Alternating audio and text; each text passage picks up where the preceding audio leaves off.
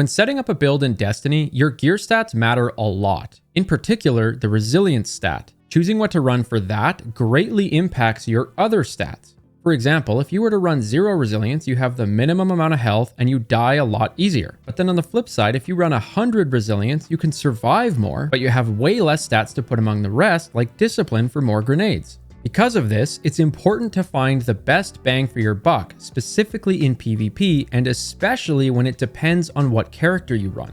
Today, I answer that for you, and to do so, you need to understand what's changed in Destiny. 3 years ago, I determined the exact health values of Guardians in Crucible. You had 70 base health, and then a shield on top of that, adding anywhere from 115 to 130 depending on your resilience stat. What this meant was that your Guardian could have 185 health at 0 resilience, or all the way up to 200 health at 100 resilience. Well, Bungie has just changed everything, like a big reset button for what resilience levels will keep you alive against all the different weapons. The changes gave Guardians 30 more health. It's not 70 HP plus shields anymore, it's 100 HP plus shields. And the new totals for your health will look like this. At 0, you have 215, not 185. At 100, you have 230, not 200. A perfect example of this is the 120 RPM hand cannon like the Igneous Hammer. It used to kill any resilience with 2 headshots and 1 body shot. Even if they had 100 resil, they were dead. Now, however, if they even just run 70 resilience, they'll live. In order to kill them, you're forced to hit headshots for all 3 bullets, and in that case, it's a big deal because the last bullet you fire is the least accurate.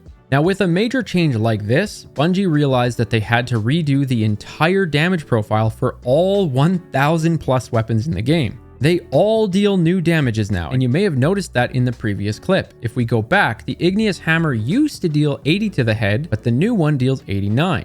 This left the community with a lot of questions, like which weapons got stronger, which weapons got weaker. Do I need to redo my builds with different resiliences? Well, I'm going to show you how the strength of resilience has shifted for all weapons, but then also how the meta can really change how it's interpreted. And for it to make sense, you need to see how the info is gathered. So let's walk through it.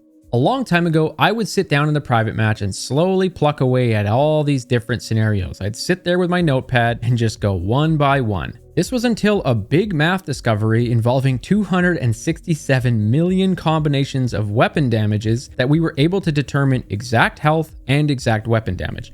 We now have the power to check this stuff automatically, and it's a game changer because it helps drive data into third-party websites like d2foundry.gg. This is an amazing website that has every single weapon in the game showing you a ton of info. Looking at that very same Igneous Hammer example from before, I can scroll down to the time to kill section. If I hit the little arrow, it'll open up and you'll see that it shows T6 and under. That just means at 60 resilience and lower, you're going to be able to kill them with 2 headshots and 1 body shot. It also shows you a 1.00. That's the time to kill. It's going to take 1 second to do that. Now above that, it says T10 to T7. What that means is between 70 and 100 resilience, you're now going to have to hit 3 headshots just like I showed you in game. This in itself is amazing. The owner of the website goes by the name of Kat. She's incredible at keeping this thing up to date, and I highly encourage people to get familiar with this website. You can look at any weapon and compare it to different resilience levels, but I wanted to look at everything at once, not just one weapon at a time. In order to make meaningful conclusions, I need to be able to dig into the backend data at a much larger scale and look at it together. This is where I want to give credit to a second person who goes by the name of Mossy. The reason why things like what I just showed you on that website even exist is all thanks to him and some key community members. Knowing Guardian health is just one side of the equation. The other side is knowing what all the weapon damages are in order to figure out what resiliences they'll kill at. That side comes from a super clever way of narrowing damages down to a decimal level. The Igneous Hammer showing 89s on screen isn't actually 89, it's 88.154. Now the method for determining all of this is pretty extensive, and I've actually explained it in prior videos, so I'll link it below for those who are curious. But to maintain our focus on resilience, I'm going to keep moving forward by introducing you to a third person who's much smarter than me named Hugo. He was able to do what that website has, but on the entire scale of the game. So basically, he took the new health values that our Guardians have, and all of the brand new damage amounts, thanks to Mossy, to create one giant table.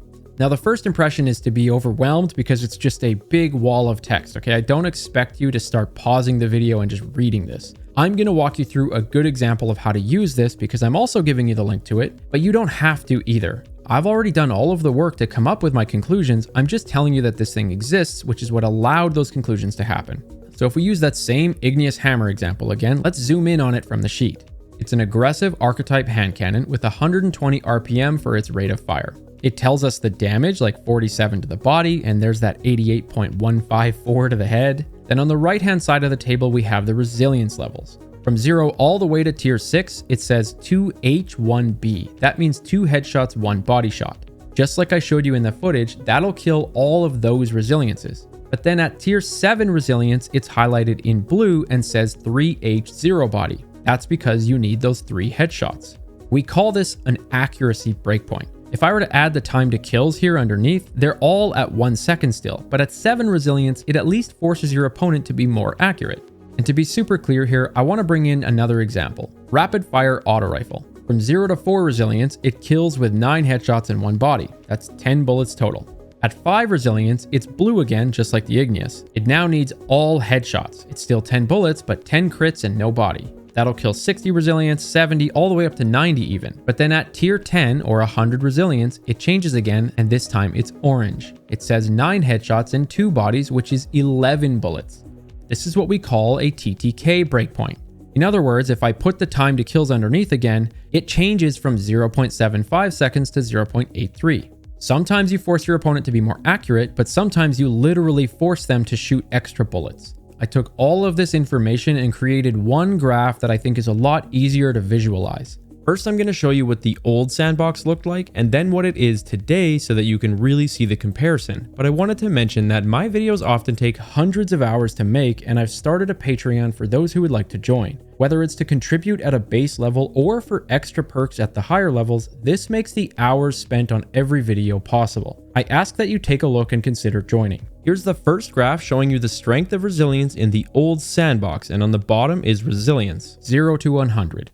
The bars represent how many breakpoints are at each level, just like those 2 examples I showed you. Another way of seeing it is like how many weapon archetypes are going to get stopped at this resilience level.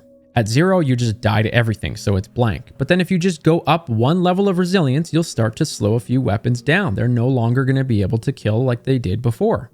Now, some of you might notice that 30, 60, and 90 are the 3 highest bars. This is what most people used to run in the old Sandbox. Like, this was known for a long time as kind of the best bang for your buck.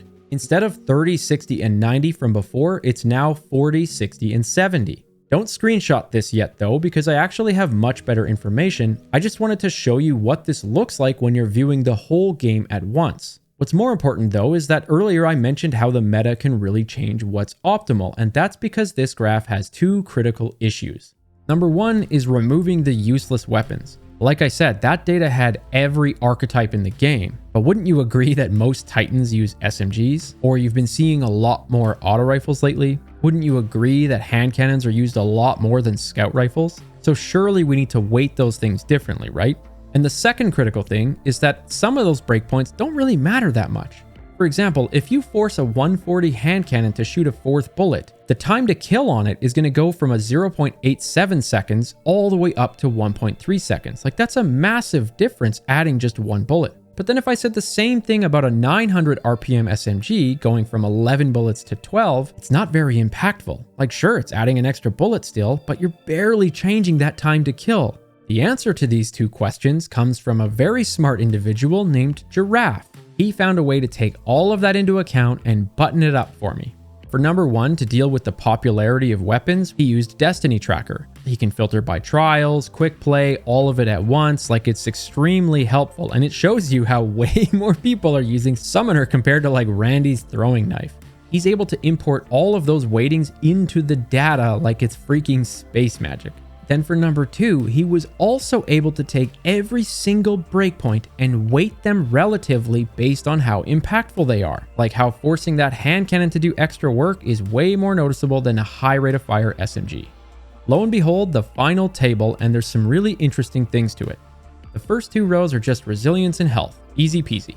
The second row is called relative impact. This is basically how much benefit you get from moving up one tier. So for instance, let's say you're running 20 resilience and you're curious, oh, what happens if I bump up to 30? Well, it's kind of a waste. You barely get any benefit now going from 20 to 30. But say you were at 50 resilience, then it's a huge benefit to get up to 60 and worth sacrificing one of your other stats. Essentially, red equals bad, green equals good. The third row is just like a total. It shows you how much quote-unquote stuff that you block as you go up. Obviously, the more health you have, the more things you live against, so the number goes up with it. I included that just to show the cumulative nature, but what I care about is that colored row. It shows that 20, 60, 70, and 90 are the best bang for your buck now.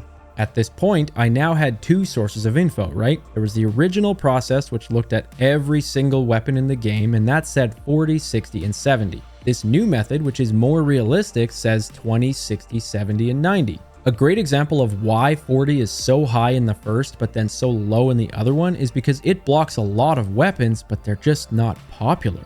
After working on this for so long, it's crazy how much the meta really does change what's optimal, and of course that makes sense, but I still felt like I wanted to go one step further. For a third source of information to kind of cross-check my work, I went to some of the best players in the world. Like I'm talking Warlock, Defizzle, Gold Eagle, Cammy Cakes. I just wanted to survey what they were loving in the new Sandbox. I took everything that they said and worked with Giraffe to build a whole new customized meta list. He ran that through the system, and this is what it looked like.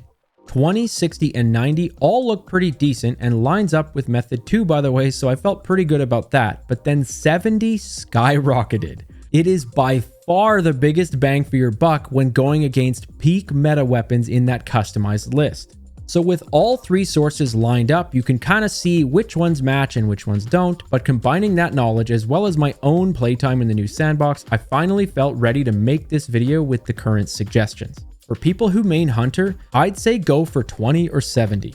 For people who main Warlock, I'd say go for 70. For people who main Titan, you're best off going for 70 or 90 because of the fact that the barricade is tied to resilience. Now, a bonus tip for all of you is that going through this entire exercise made me realize the best way to punish overshield Titans is with high rate of fire weapons. Thanks to Hugo and Giraffe for all of their help. And here's a fun video to decompress your brain now after all of that, where I tell you what personality traits line up with every exotic in the game.